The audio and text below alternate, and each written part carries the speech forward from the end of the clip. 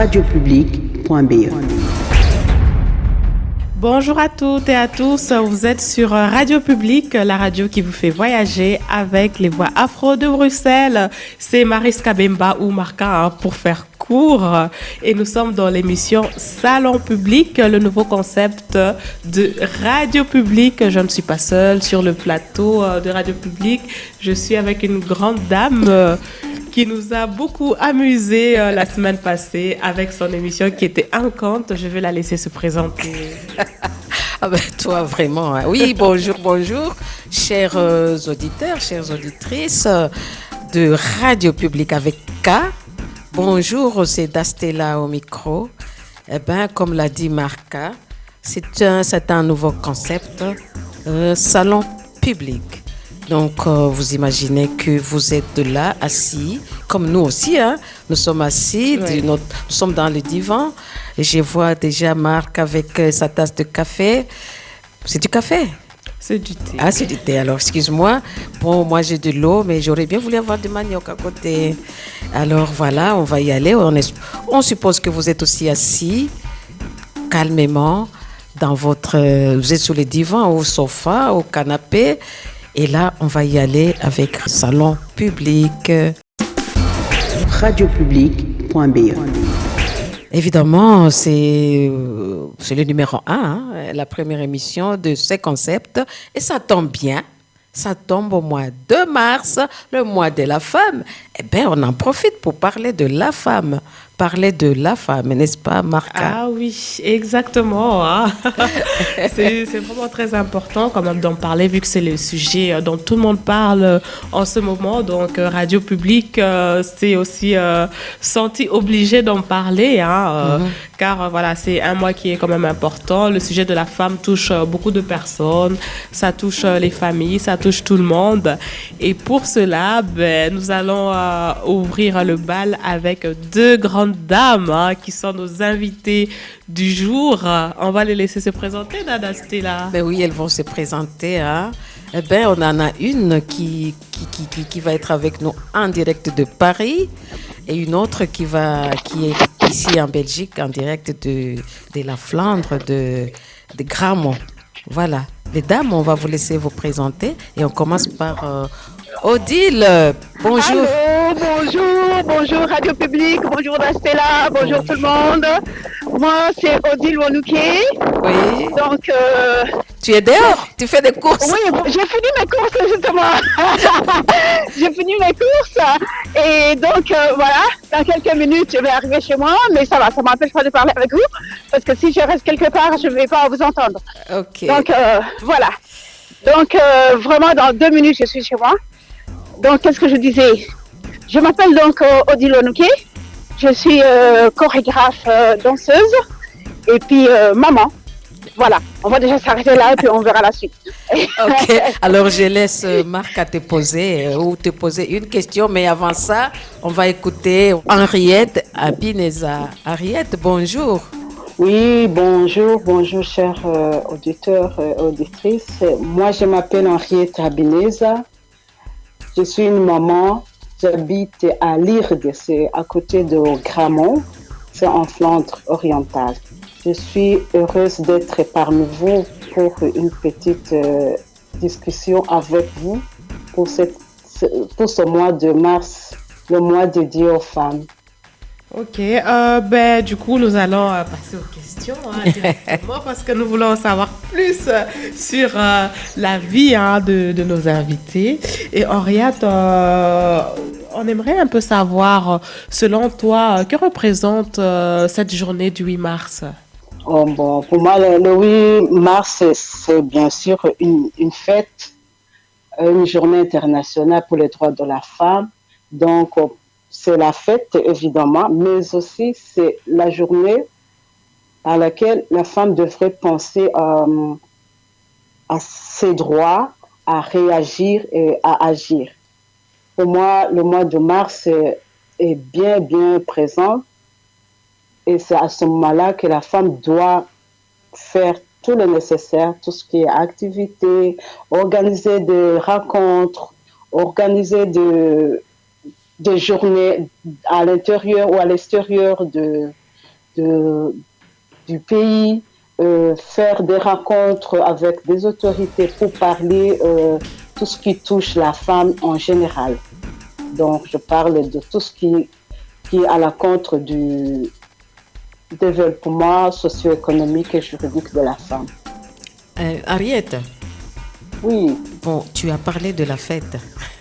Est-ce que pour toi, vraiment, tu trouves que c'est une fête? Parce qu'il y a quand même une sorte de débat autour de cette journée. Il y en a qui utilisent le mot fête facilement, mais selon ceux qui ont pensé cette journée-là, il n'y a rien de fête, quoi. C'est juste une journée dédiée à la lutte pour les droits des femmes. Alors, tu trouves qu'on peut fêter?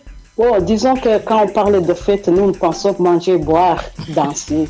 Mais la fête aussi, c'est agir, des actions, oser demander ou répondre aux besoins de la femme, aux besoins de la communauté. Nous savons très bien que la femme est un pilier pour les communautés. Donc, c'est à ce moment-là que la femme doit faire une sensibilisation autour de cette journée.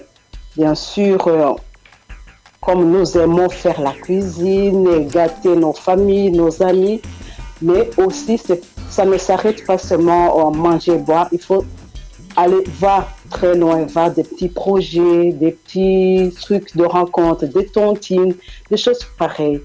Tout ce qui est le développement, tout ce qui est le bien-être de la femme. Donc, excuse-moi, à ce moment-là, il faut y aller. Il faut vraiment bouger. Ok, donc on peut dire que on peut utiliser le mot célébrer à la place de fête, selon toi? Ou enfin, qu'est-ce que tu penses? Moi, je préfère le mot célébrer parce que célébrer, ça dit beaucoup. Parce qu'on peut célébrer, non pas seulement en faisant la fête, on peut célébrer en faisant une émission comme celle-ci, on peut célébrer en faisant une rencontre, on peut célébrer en faisant du sport, beaucoup de choses. Donc, c'est question d'organiser des activités autour de cette journée, qui est une journée internationale. Ah, merci beaucoup, Riette. Oui, hein, Odile, est-ce que tu peux nous dire un peu ce que représente la journée du 8 mars pour toi? Pour moi, la journée du 8 mars représente la journée où la femme, réclame ses droits. Hein. C'est une journée de droits de la femme. Moi, je ne pense pas que ça soit qu'il faut une commémoration, mais pour moi, c'est pas une fête.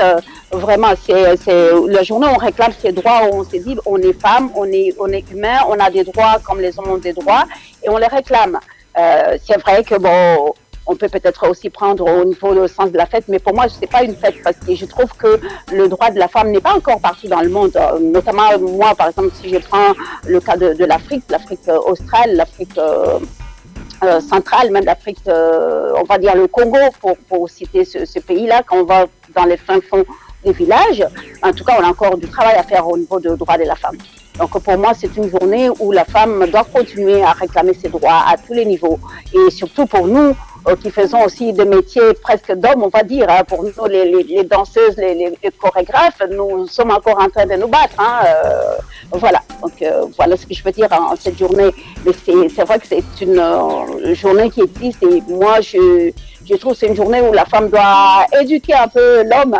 Je vais me faire... Oui, hein, on peut d'ailleurs aussi rajouter l'homme et la société aussi. Hein. Voilà, et la société aussi, voilà, c'est une journée où la femme doit éduquer l'homme pour dire, voilà, tu es homme, moi j'ai le droit à ça comme femme, elle a le droit à ça comme ta sœur, comme ta cousine, etc. etc. Et donc, dans ce sens-là, oui. Odile, oui, ça me rappelle, oui. Tu sais, ce qu'on dit, éduquer une femme, c'est éduquer toute une nation. Et là, tu as raison. Tout à fait. Oui. Voilà. Et donc, voilà ce que représente cette journée pour moi. Et ce mois, en fait, pour moi, c'est un des mois de la femme. Parce que la femme, elle a tous les mois de l'année. Mais c'est vrai qu'on bon, peut célébrer avec cette option en tête en disant, bah, il faut qu'on essaie de dire que nous avons nos droits aussi, qu'on fasse valoir nos droits. Et qu'on dise à l'homme que oui, tu es homme, mais je suis là aussi, je suis la femme. Donc, voilà. Et j'ai des droits comme toi. Okay. Voilà. Oui, donc nous allons poser la deuxième question. Henriette, on aimerait un peu savoir, selon toi, comment se manifeste le leadership féminin au temps de la COVID-19 dans ton secteur d'activité, dans ton domaine?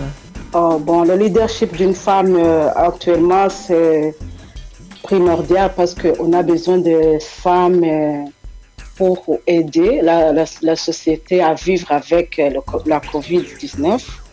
Donc, pour moi, le leadership de la femme est très important parce que, en tant qu'une femme, on devrait avoir cet esprit de diriger, d'aménager.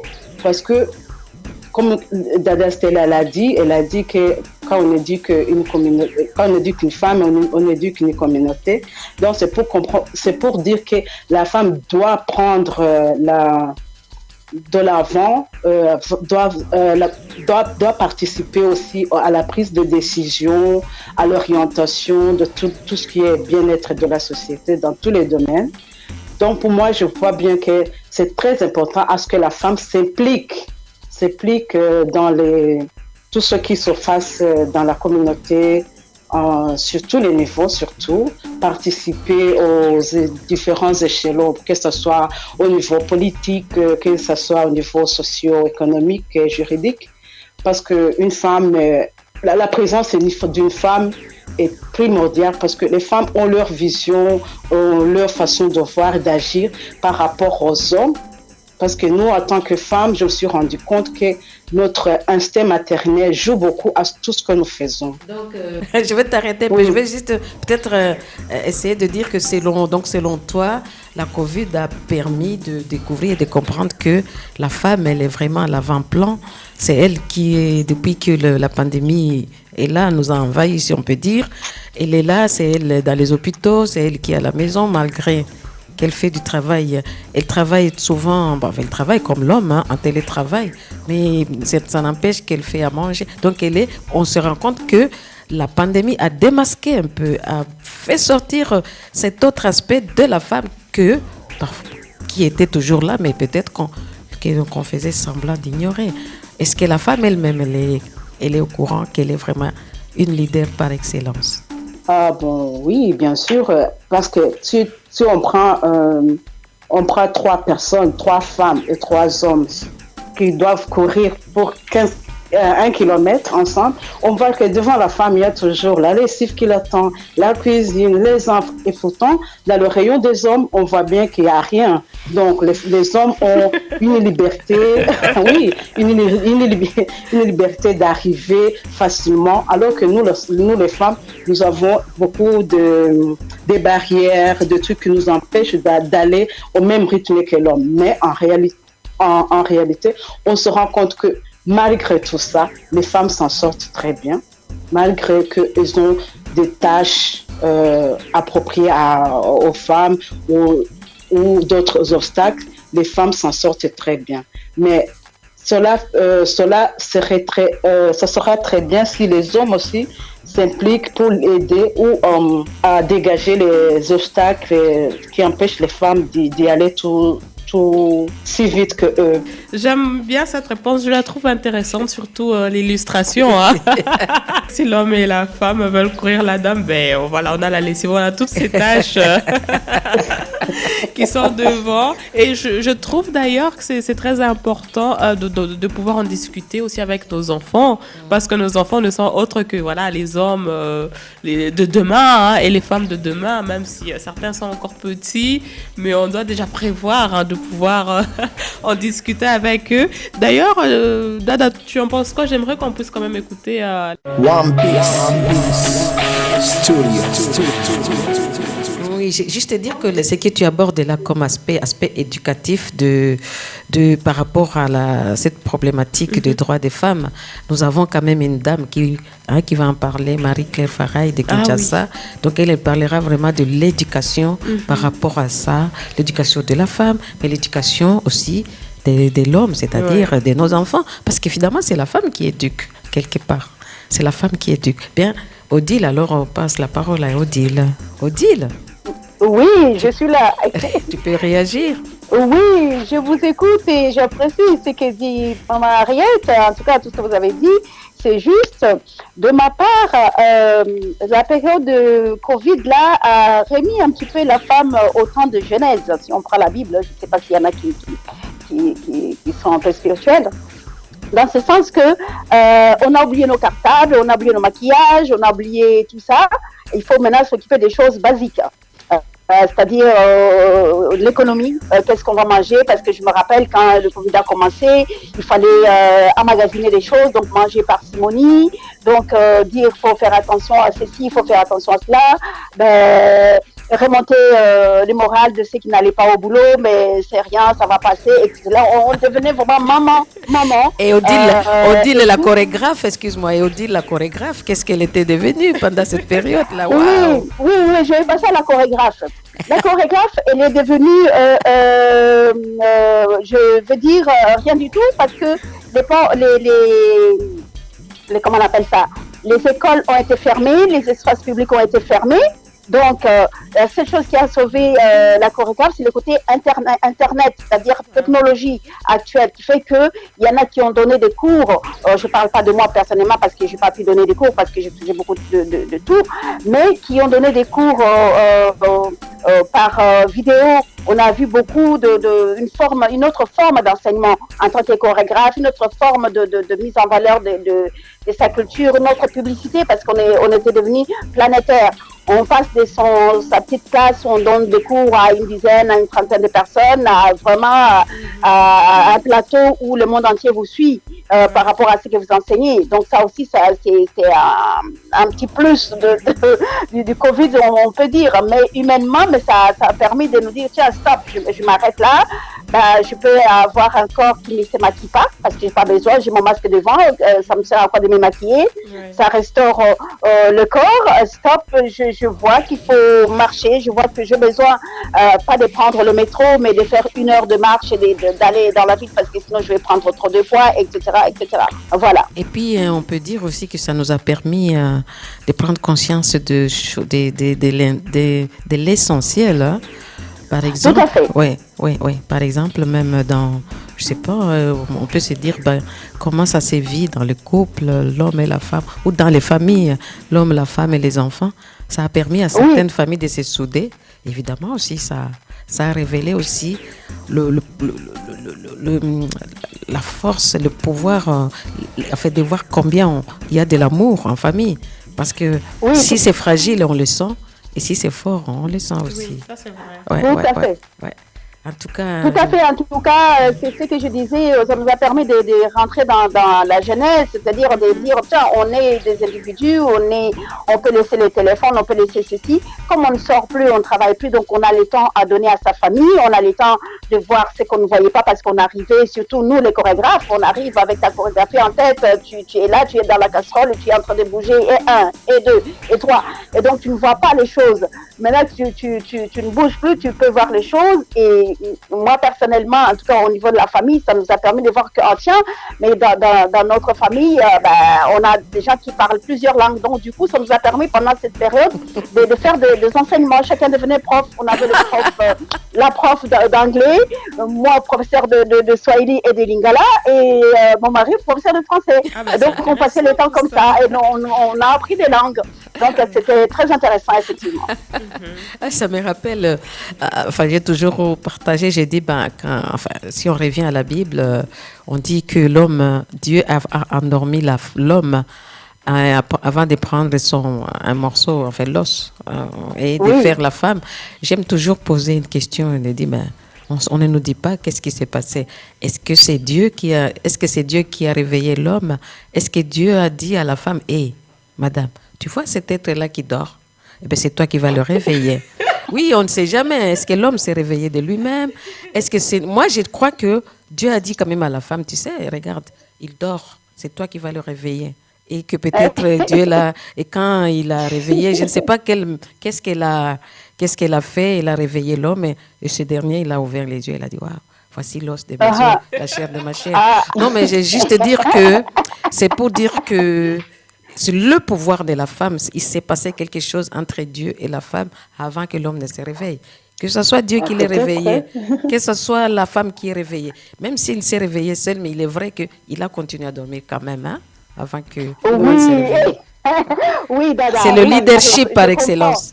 Le leadership par Je comprends. excellence, oui. C'est une tradition qui nous vient de la Bible, qui nous vient de la tradition juive, on parle la création du monde. C'est vrai que quand on parle dans toutes les créations du monde, la femme, elle est la cadette des créatures. Donc, c'est vrai Elle est la que c'est pas si c'est solution. elle qui a réveillé, N'est-ce pas, Maris? Elle est la solution. Oui, qui est la solution. oui. Mais en tout cas, c'est que moi, je sais que la femme, on dit toujours un sexe est faible, mais en fait, la femme, elle est forte. Vous savez, quand on vous donne quelqu'un pour vous aider, donc cette personne, elle est plus forte que vous. Elle est là pour vous aider. Parce que si elle était faible, on n'allait pas vous la donner, sinon elle va encore vous affaiblir.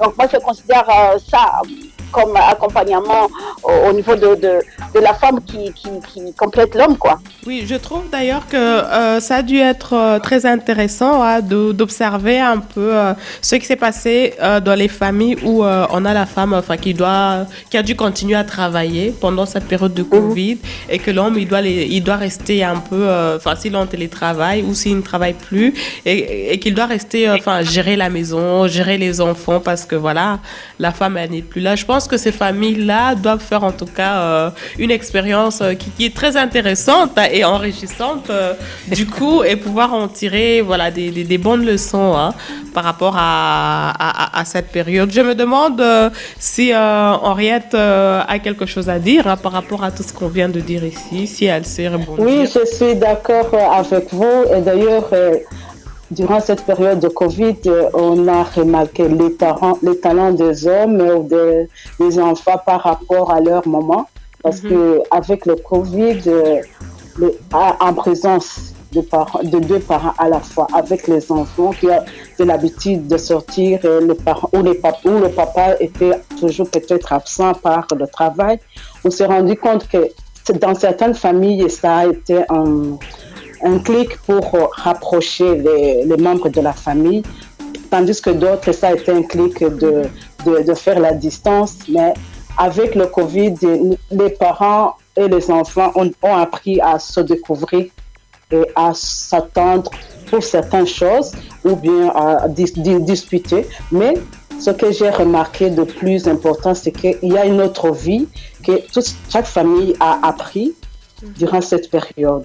Donc, tout a changé dans chaque famille parce qu'avec la présence ou l'absence de papa ou de maman, ça a créé quelque chose de différent par rapport au mode de vie qu'ils avaient avant le Covid. Merci beaucoup. Eh bien, on va tendre lentement et sûrement vers la fin de notre première partie parce que nous avons dit que cette émission, quand même, elle a deux parties.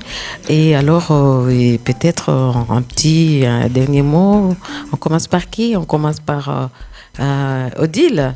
Oui. Un dernier mot pour clôturer avec la... Oui. Je voudrais dire donc, je ne sais pas, on va dire que pour moi, la journée de la femme, c'est pas la journée de la femme, c'est la journée des droits de la femme. Et nous devons continuer, en tout cas nous qui avons la chance de vivre dans des pays où on peut encore avoir plus de droits que dans d'autres pays et aider celles qui sont dans des pays où on n'a pas de droits à gérer la façon de pouvoir prendre leurs droits et à gérer l'éducation de l'homme quelque part pour que cet homme-là nous donne nos droits, si c'est à lui de nous donner les droits. En tout cas, et ensuite, c'est vrai que le Covid a amené un autre mode de fonctionnement et je suis d'accord avec Maman Henriette où on a pu se découvrir nous, la personne, la famille, la maman, les enfants et avoir les atouts. Et c'est là on voit aussi la cohésion d'une famille, comment est-ce qu'ils gèrent leur temps. Comme moi je disais par rapport à ma famille, comment est-ce qu'on a géré ces temps-là avec les langues comme atout qu'on avait dans la famille. Mais en même temps aussi à gérer notre temps en tant que pédagogue, chorégraphe, se dire je vais faire ma gymnastique devant des milliers de personnes, je vais enseigner ma danse devant des milliers de personnes et je trouve une autre façon d'enseigner parce que quand vous enseignez devant les gens, c'est vrai que vous avez des images, quand vous faites sur un zoom, etc. C'est pas la même chose que quand vous avez des danseurs derrière vous avec des percussionnistes à côté de vous et c'est une autre façon de voir les choses et c'est une autre technique et se dire tiens waouh, ma petite danse, elle est devenue planétaire en quelque sorte. Voilà un peu ce que je peux dire. C'est pas mal finalement, hein, Pas mal, hein. avec Ah, une merci. logistique différente. Merci beaucoup, Tout à Odile. fait. Merci, De mesdames. rien. Voilà. Henriette, un petit dernier mot? Bon, oui, avec le Covid, j'ai appris beaucoup de choses. Donc, moi qui ne savais rien en ce qui concerne l'Internet, j'ai appris à aller au Zoom. Donc, j'ai vu qu'avec le Zoom, on peut faire beaucoup de choses. Beaucoup de choses. Et nous qui avons le temps qui pleurnichaient, je sais pas, j'ai pas le temps pour sortir, j'ai pas le temps de faire. Mais avec les Zooms, j'ai découvert qu'il y a beaucoup d'opportunités à exploiter, que ce soit ici ou en Afrique. Donc, tout ce qui est contact entre les individus est possible et on peut apprendre beaucoup de choses. J'ai vu beaucoup de présentations, j'ai appris beaucoup de choses. Donc, pour dire qu'avec le Covid, nous avons appris pas mal de manières à vivre et à avancer. Ah oui, Voilà. apprendre. Et qui dit Oui. apprendre, dit renforcement du leadership de la femme. Ouais. Le fait déjà que la femme ait accès enfin, par rapport à la Covid ou au Corona, que plusieurs femmes se mettent déjà aux réseaux sociaux, à l'Internet, Zoom, tout ce que ça offre comme possibilité, ça renforce carrément le leadership des femmes. Eh bien, voilà, Maris, mais c'est bizarre quand même, est-ce qu'on se rend compte que même quand on nous demande de parler de nous les femmes, souvent on a tendance à parler de nos familles. Mais c'est bien, c'est pour dire que c'est ça aussi le leadership de la femme. Elle a toujours une vision globale, Oui, une vision de exactement. tout le monde et non une vision individuelle d'elle-même, hein. Souvent c'est ça. Alors Marca, qu'est-ce que tu dis pour clôturer? Oui, mais moi j'aime beaucoup ce qui a été partagé ici parce que on a vraiment parlé de ce qui était positif parce que l'objectif c'était aussi de tirer quelque chose de positif, des enseignements dans cette discussion. Ce n'était pas forcément pour opposer les hommes aux femmes ou de se faire la guerre, mais vraiment de réfléchir, comme on a dit au tout début de l'émission, de pouvoir en tirer quelque chose de positif pour les générations à venir, parce que chez Radio Public, nos émissions servent aussi, pour vraiment objectif d'éduquer aussi nos auditeurs, de nous éduquer nous-mêmes aussi, parce que avec nos invités qui sont de qualité, bien sûr, elles viennent vraiment nous enseigner, et c'est ça qu'on aime vraiment. Et ici, ce n'était que la première partie. Nous vous réservons une deuxième partie. Il y aura encore d'autres femmes. Nous retrouverons nos invités d'aujourd'hui, mais nous aurons aussi encore des grandes dames. Je laisse Dada Stella nous donner déjà quelques noms. Non, oui, merci Marca. Je vais juste dire que l'humanité est faite de l'homme et de la femme et que finalement on continue et on vit ensemble. On va continuer donc la deuxième partie et ça sera avec d'autres femmes qui vont s'ajouter, d'autres grandes dames dont maman, on l'appelle maman Marie-Louise Pambou, que nous allons appeler, elle sera dans son salon à mesure, comme nous, de Londres. Et nous aurons aussi Marie-Claire Faray qui vit entre Londres et Kinshasa, mais pour le moment elle est à Kinshasa. Elle a passé le 8 mars à Kinshasa. On aimerait bien avoir non seulement son impression, mais qu'elle nous dise aussi quelque chose là-dessus.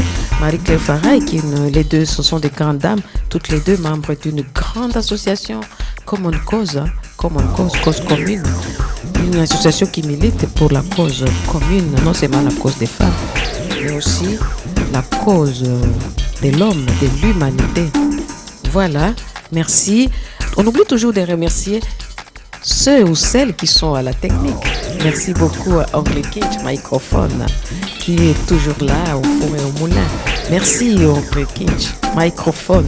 C'était Dastella et Marca, Radio Publique avec K, les voix afro de Bruxelles. Eh oui, exactement. Hein. Merci à Oncle Kinch et à toute la team de Radio Publique. Hein. Vous ne nous voyez pas toujours tous ensemble. C'est normal, on s'adapte hein, aux conditions, aux conditions Covid. On essaie aussi de se protéger les uns les autres. Mais nous sommes toujours là. Hein. Nous sommes vraiment là pour vous faire voyager avec les voix afro de Bruxelles, comme dans cette émission. Bien évidemment, hein, on voyage dans différentes villes, dans différents pays avec Radio Publique. Et n'hésitez pas à aller sur notre site www.radiopublic.be et c'est toujours Radio Publique avec K. Nous sommes aussi sur les réseaux sociaux, hein, sur Facebook c'est Radio Publique.